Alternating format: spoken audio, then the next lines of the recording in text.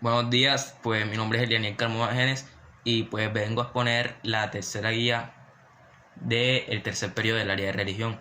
En esta exposición va a estar los siguientes estudiantes: Tomás Lobo y Jesús Rosario. Bueno, em, empezando con la primera etapa, pues la edad primitiva o la primitiva comunidad tiene como antecedentes la práctica liberadora de Jesús. Pasa por un tiempo de desierto, tiempo de prueba, como un nuevo éxodo, por así decirlo. Y no es para menos, Jesús, su líder, ha muerto en una cruz. Muchos de sus seguidores, desde los más cercanos hasta los más lejanos, se sienten frustrados, tienen dudas y miedos por el movimiento de fortalece cuando viven las experiencias resucitadoras. Los apóstoles, discípulos y mujeres se reúnen para reflexionar y explicarse lo que ha pasado con Jesús.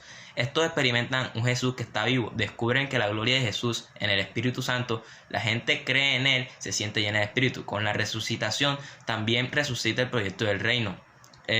Así, los discípulos de Jesús y los que se van sumando a un nuevo modo de vivir dan testimonio de Jesús y de su proyecto. Eh, Sin embargo, la naciente y primitiva comunidad está confundida, va al templo de Jerusalén, lo que indica observación de la antigua ley. Aún caminan por la senda del judaísmo, pero también se reúnen en las casas, lo cual señala la novedad de la nueva alianza, la apertura de un nuevo camino. La casa de Dios se extiende a la casa y corazones donde viven. El pueblo está en esta primera etapa de la comunidad se encontraba narrada en Hechos del 1 al 5. Continuando con este segundo, vamos con la segunda etapa. En los capítulos del 6 al 15 del mismo libro de los Hechos se describe el comienzo de una nueva etapa apostólica a partir de la formación de dos grupos distintos de creyentes en el nombre de Jesús, los hebreos y los helenistas. Los hebreos son un grupo de judíos que tienen como proyecto de evangelización al anuncio de Jesús a los judíos de la diáspora o evangelización al interior de su pueblo. Ellos están liderados por Pedro y después por Santiago, que llegó a ser el gran jefe de la iglesia judío-cristiana, hasta que fue asesinado en el año 62.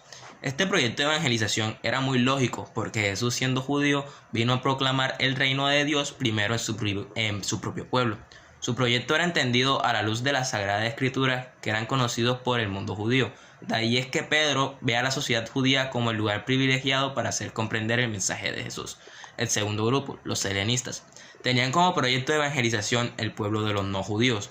Tiene como líder al grupo de los 7. Estaban Felipe, los demás y por último Pablo. El libro de los Hechos resalta este proyecto en todo su relato. Este proyecto surge de un corriente de pensamiento mucho más crítica y tiene un espíritu radicalmente inspirado en el Éxodo. Provoca la dispersión acelerada del Evangelio.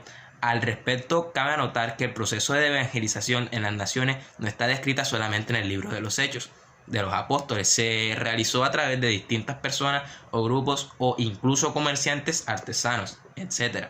Lo importante es que tanto la misión en el mundo judío como en el no judío fueron muy necesarias. Lucas demuestra cómo estas dos misiones estaban inspiradas por el espíritu, pero también los problemas que surgían entre ellas. Por ejemplo, en Jerusalén, algunos defendían el criterio de que los paganos convertidos debían conocer y aceptar la memoria histórica del pueblo de Israel, pero no obligar a que los paganos se convirtieran en judíos sociológicos y culturalmente. Tercera etapa. En esta etapa se forman las primeras comunidades cristianas. Esto fruto de la predicación de Pedro, Pablo y Juan.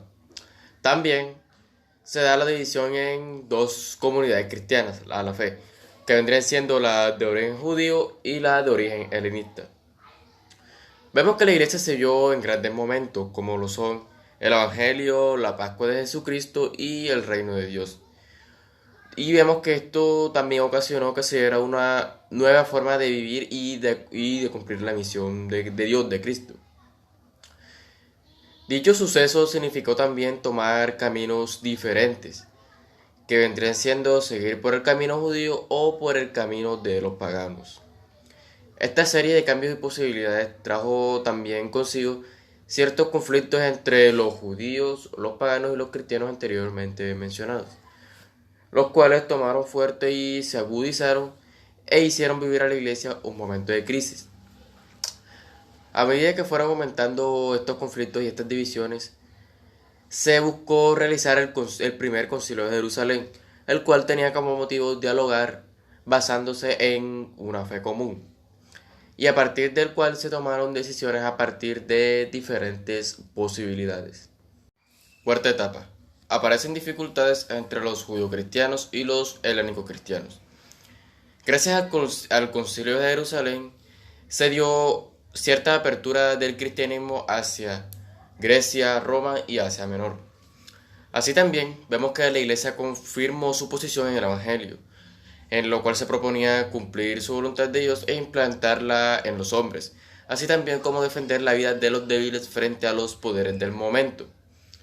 Y vemos que por esto también habría enfrentamientos entre el poder religioso de la Iglesia y entre el poder político del Imperio Romano.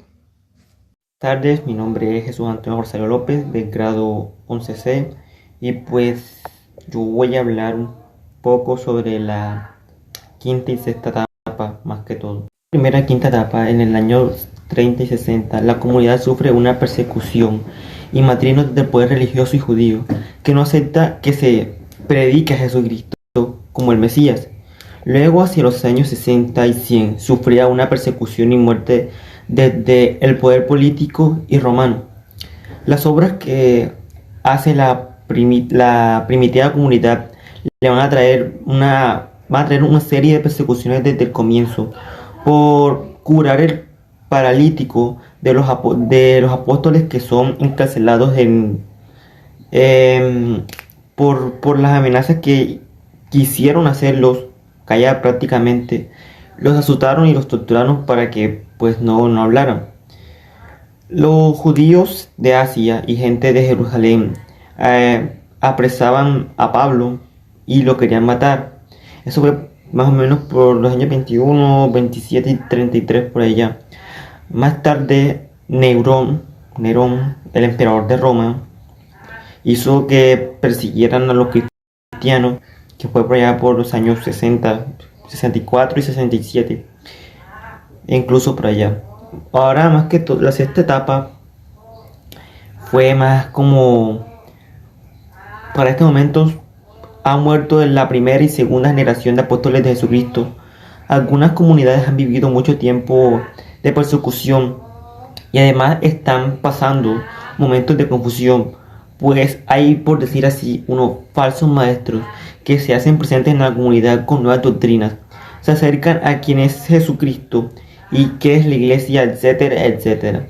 Por eso lo que va a caracterizar a esta sexta etapa es más que todo la preocupación por institucionalizar o jerarquizar la iglesia, es decir, reunir y controlar a todas las comunidades, domesticarlas bajo una sola cabeza para que guarden la tradición de ser fiel de los apóstoles, que justamente están en peligro por la presencia de, por decir así, de estos falsos maestros.